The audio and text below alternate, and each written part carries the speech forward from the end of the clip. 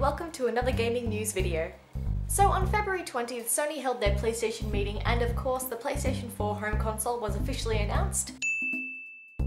Since this is a very exciting time, I thought I'd make a video going over some of the more exciting information that we know about the console right now. While the PS4 console itself wasn't shown at the presentation, we did see the DualShock 4 controller. It shares a lot of similarities with the PS3's controller, but it does have a few new additions like the share button, a light sensor bar, a touchpad, as well as a more rounded design overall. The big new feature on the controller that Sony showed off was the share button, which will allow players to share their gaming experiences in real time with their friends using services like Ustream and Facebook. The way the share feature has been integrated looks really streamlined and easy to use. Basically, it looks like it'll let us go over the last few minutes of gameplay, select a section we'd like to upload, edit it a bit, and then just go ahead and upload it and return back to gameplay. It looks really easy, and like it'll be a really interesting feature. It's also going to let us stream live, it looks like, using Ustream, as mentioned earlier. And in mentioning things like this, they're also pointing out the possibilities of things like if you're watching a friend's stream and noticing they're having difficulty, you might be able to jump in and offer out help in a multiplayer game. They're really focusing on a social aspect here, which is pretty much on par with what we were expecting going into this new generation of consoles, I think.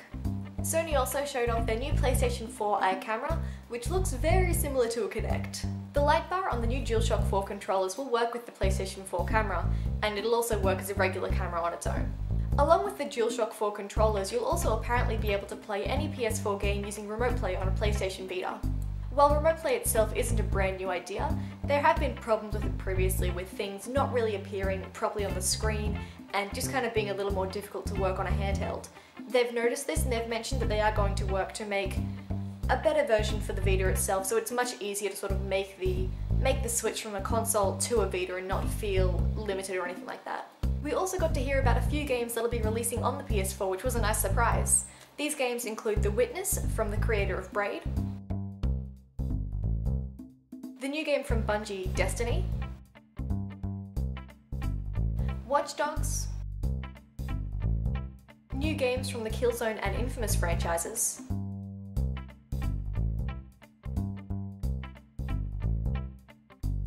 and a new IP from Sony, Knack. The Witcher 3 Wild Hunt has also been confirmed for a PS4 release. For racing fans, Drive Club was announced, which will feature a heavy emphasis on team-based gameplay. Another surprising game that's coming to both PS4 and PS3 is Diablo 3, which was announced along with a strategic partnership between Blizzard and Sony. The console version of Diablo 3 will feature pretty much everything we have on the PC version, along with a reworked UI and more dynamic camera angles to make the transition a bit easier to console. We'll be able to see the PS3 version of Diablo 3 at PAX East in March. Before the PS4 was announced, there were three big concerns that a lot of gamers had towards the console, these being backwards compatibility, how the system will handle used games, and if the system will require always online connectivity. First of all, unfortunately, the PS4 will not support backwards compatibility with PS1, PS2 or PS3 games. However, at the very least, Sony have announced their intentions to use cloud gaming to allow players to access the back library of the PS1, PS2 and PS3 games. At this point, Sony have not given us a straight answer to will the system support used games. They have said yes, you can play used games on the PS4, however it takes a lot of dodging around other questions to get them to sort of say this. If we say to them, can you play a used game on a PS4 in full, they won't just say yes, they'll say, we're working towards it, we want gamers to be happy with the options the PS4 can offer, but they won't just say yes or no. The fact that they're dodging around this question definitely throws up some warning signs. Used games is such a huge market in stores like EB Games and GameStop, and it offers a much less pricey alternative to gamers.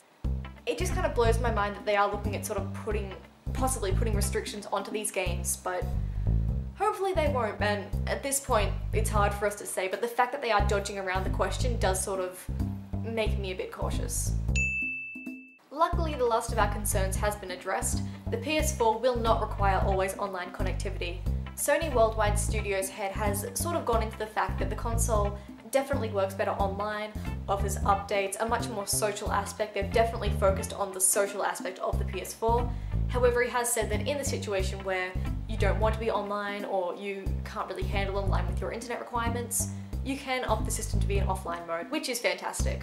because as a lot of other games recently have pointed out, people don't like always online requirements. But anyway guys, that's just a quick recap over all the things that I found interesting from the PS4 announcement. If you have any sort of comments or any other information that you'd like to share, definitely go ahead and leave it in the comments below because I would love to read it. Don't forget to like and favorite this video if you enjoyed it. Before I go, I would also like to show you guys this awesome shirt that I got. It's of Edie from Mass Effect. It's this awesome design from Redbubble. The shop is ARCANEFIRE. There's a link in the description. I would highly recommend you go check it out because they have such awesome designs from a whole bunch of gaming series and other not just gaming shirts. Pokemon, Mass Effect, Final Fantasy, and a lot of others, so I definitely recommend giving them a look. It's an amazing store. But I think that's everything for today, so thank you guys so much for watching, and I'll see you guys again soon for another gaming video. Bye!